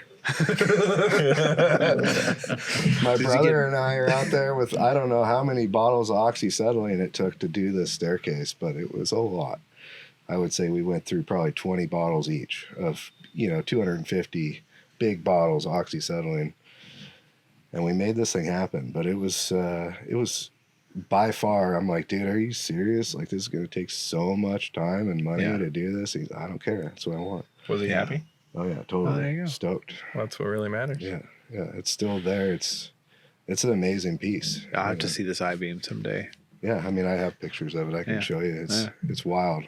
It's That's totally crazy. wild. Cool. It's cool. Yeah. What's your favorite project? I think actually my favorite is, believe it or not, the one I did at my own shop. That gate that I did. Oh, the one that folds open? Yeah, it's like a peacock feathers or It's whatever? like a fan. Yeah, and it's 30, Lambo doors. 30 feet across. Is it fixed? Oh yeah. It was broken the other week. It was broken because I didn't have the safeties in place. Oh. And so I pretty much disabled it because if a cable broke, there was no secondary Catching the catch fan. and you're a guillotine. Yeah. And I'm like, dude, we got to fix I'm this. not. We're just going to put it up and leave it up until we fix this. I had the safeties, but we're just so busy. I just hadn't had time to finish it. So, Yeah. but that was fun because, I made like little mini models of what we were going to build and saw the functionality of it. And like, it was just a challenge the whole time to figure out actually how to span that kind of a distance, to do it in a manner that is something we can use every day. This thing has to go up and down every day, probably 20 times, right? Yeah. So it's got to work. It's got to work every time, no breaks. And for me, I enjoy that kind of thing. It's challenging. You got to think your way through every aspect of it and how things are going to wear and where the grease points need to be. And yeah, it's fun. And they get to see it every day because it's at your shop. Yeah. So that's cool. Exactly. And kill people. I'm not killing anybody. Security system. Yeah. Yeah. There's a security mode. Disengage the locks. It might work in other states, Let's not cut Washington. this car in half. No. Yeah, we had a scare, and it basically we had a cable break the gate was almost all the way down, but it did break because we've been using this thing for 2 years, right? Yeah. And the cables we're wearing, they weren't the proper cables. That was one of the things. We were using basically a winch cable, not a crane rate, something that's meant for going up and down that many cycles, right? And but it broke and it fell a little bit. It was enough to scare us and scare me. I'm like, all right, we've had these safeties from the start. Why did we never install them? We've been too busy. And so just don't use it again until it was safe. Right. Now it's 100%. safe. Now I can drive through it with my truck. Anything. Yeah, I mean, you can stand under there and look at it and you won't die. Promise You you. won't I don't die. think I'll try it. 'Cause now that I've heard the story. Yeah. You gotta This remember, is like diving with sharks now. if we're walking in the woods and a breeze comes by, he's like hugging a trunk, just like a branch could fall. And then, of course, we make fun of him all the time about it. And then, like, one time a branch falls within 10 feet of us. And I was like, And it wasn't like a branch. It was like a You're right. trunk to a tree. You're gonna die. Yes. Giant. Because we were disc golfing in like 60-mile-an-hour winds, and they're like, "Oh no, it's okay. It's fine. It's fine." They call them widowmakers for a reason. people die from coconuts more than they do sharks, too. So, That's crazy, isn't And it? pirates. Yeah. Yeah. This is a real fact. A real fact. People are gonna fact check you. Okay. No, it's- They can. Yeah. It's real. Not a lot of people die from sharks. Yeah, they get injured and maimed, but I don't know if Are you gonna ever dive with sharks, happens. Garrison? I mean, I would dive with sharks in a safe environment, but Garrison has a shark fear and an ocean As- fear generally. You know what scares me? well, is- because I know I'm like not efficient at being in the water, so I'm just They're like all bait for faster than whatever you. else. Is Yeah, yeah. I went surfing once just to check it off the list, and I'm just like, I'm like a stick bug with my little legs dangling off the board here. I can't look like see a what's seal. coming up on me. how Sharks about like to eat. orcas? Orcas? The orcas are attacking things now. Have you seen Over this? 500 boats have been attacked. Wow. In like the past 3 or 4 months. What is that movie with They've been Mark sinking Wahlberg, boats. where the plants start attacking people. I feel Oh, like the this. Shyamalan movie or whatever. No, it was no. a Shyamalan movie. Oh yeah, yeah, the same guy. Because they always have yeah. a twist, right? Yeah. Orcas are done with us. I like No, I think it's the orcas, not the plants. Well, I mean, they're really smart. They're probably like, these guys are actually the ones that are screwing up our food. So Yeah. Let's we're get going 'em. to take them out. I think there was a researcher. I mean, someone's going to probably fact check me, and I'll be wrong, but there was a guy that is really knowledgeable about orcas and their their ways of going about life. And I guess he said it was like a mother pod and a kid, right? I don't know what they call them, but she trained him, and it must have been that the mother had some bad traumatic event with a boat, and then was like, all right, I'm going to teach you. And then all the other pods have been picking up on it, though. So, like, they've been teaching each other how to, like, rip the rudders off. Like, they literally bite rudders. They go for on the weak point. Big boats, like sailboats, and, like, rip them out. Now you have a giant hole in your boat, right? And you're going to sink. Around these orcas, Yeah. They say, orcas don't usually attack people themselves, but I don't still, think they've ever attacked anybody personally yet.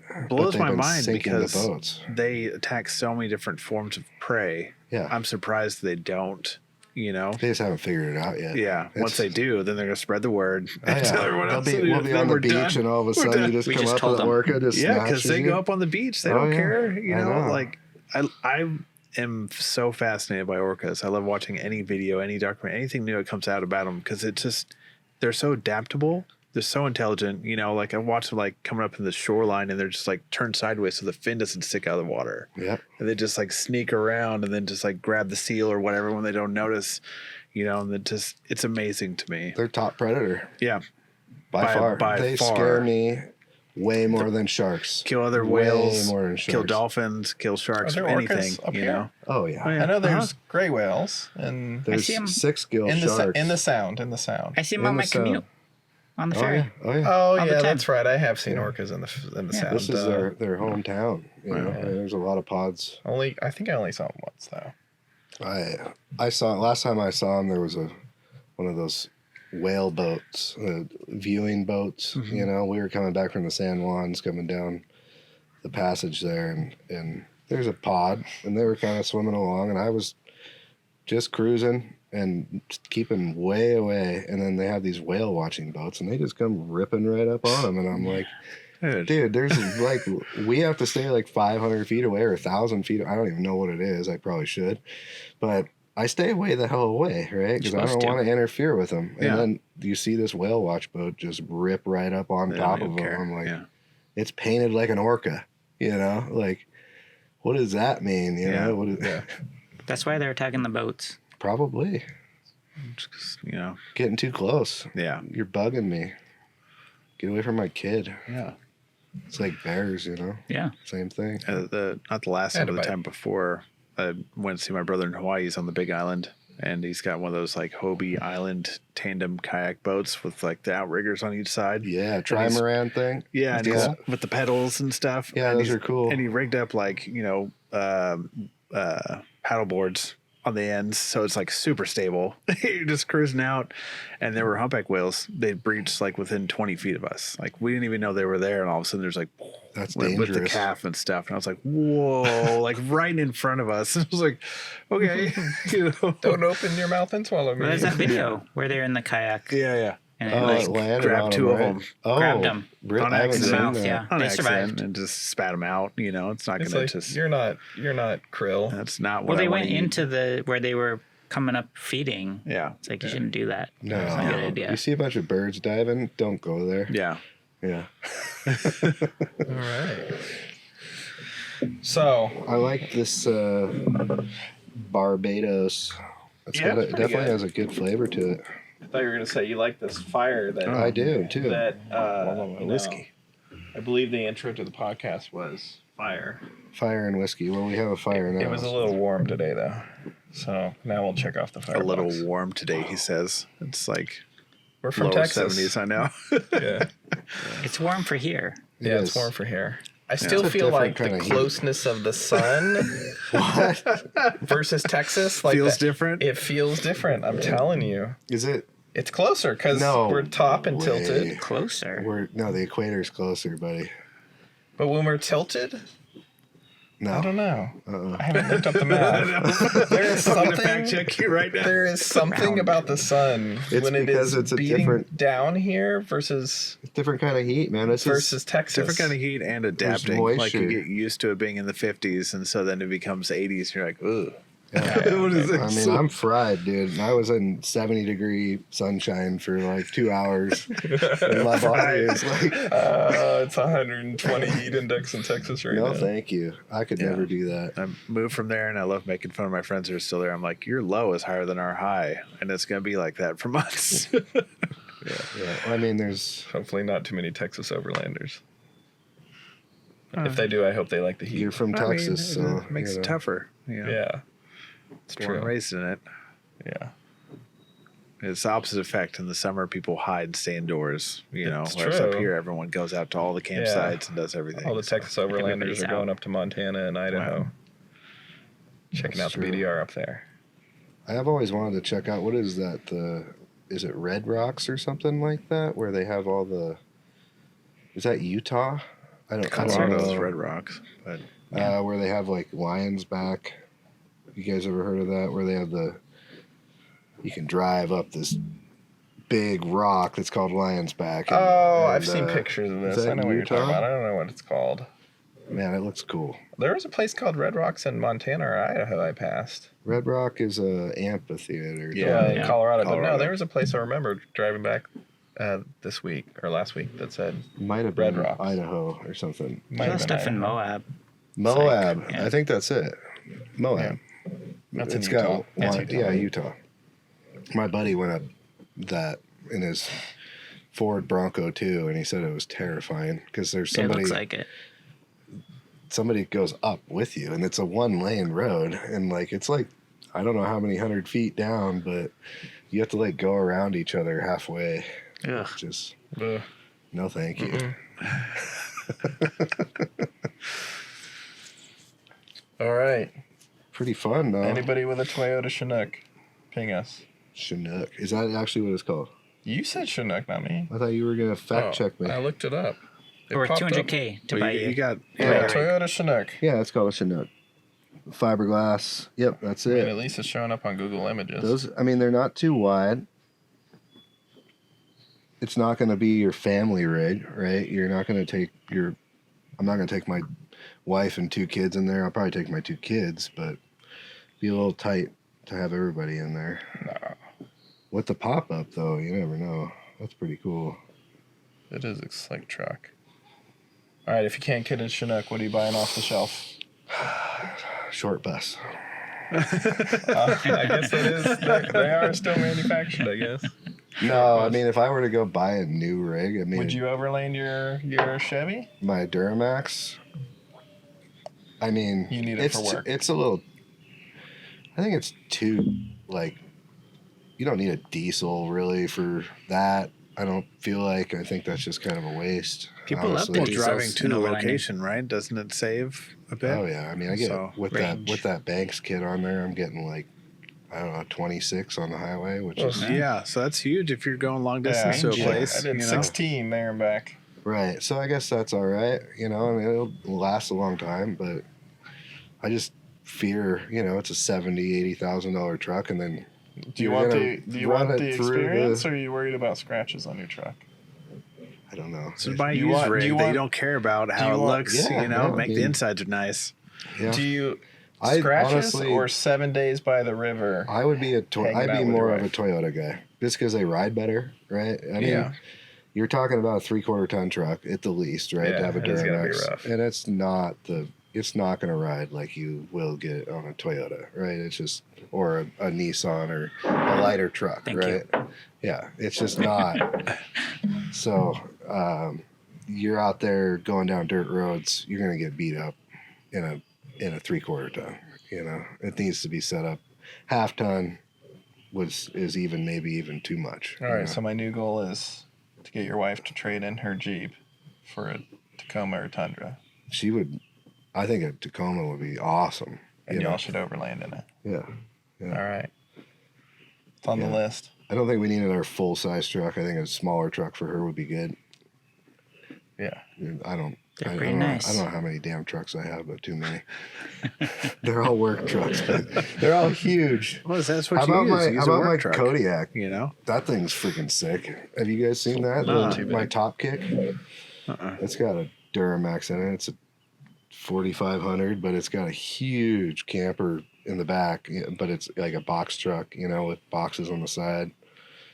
It'd be kind of cool, but at the same time, you're gonna get the crap beat out of you going down any dirt roads. Plus the 1 lane road up the hill. You're like, this is my lane. People are gonna get out of your way in that thing. Though. That's what I like about it. Mine's 4-wheel drive too. Yeah. It's a beast, dude. Anything. Yeah. When I drive the Sprinter, I just kind of move over. I'm like, you're gonna move. Yeah, It's fine. exactly. Have you seen the I'd dents on take my it, spinner? yeah. Those are previous owner, by the way. All previous owner. You show Yeah, up with but you something see them, tinted, they're like, I left it that way for a I'm reason. gonna move. He doesn't care. all right. Yeah. No, it's fun. I appreciate you having me and being able course. to talk about my life story here, I guess. Yeah. Well, if people want to look into your business, want to hire you, where they find you? Rory. Sorry, I just hit my vape. Rory at roryscustom.com is my email.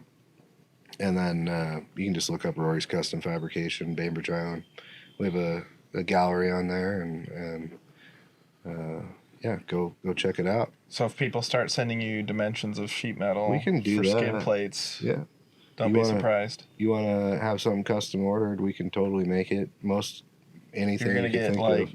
Jeep or Toyota guys on the forums that are going to get 50. I'm not going to go orders out and together. measure it for you, though, so you got to do your own measurements, and if it's wrong, it ain't my fault. I'm telling Yeah, there you that. go. There's a disclaimer.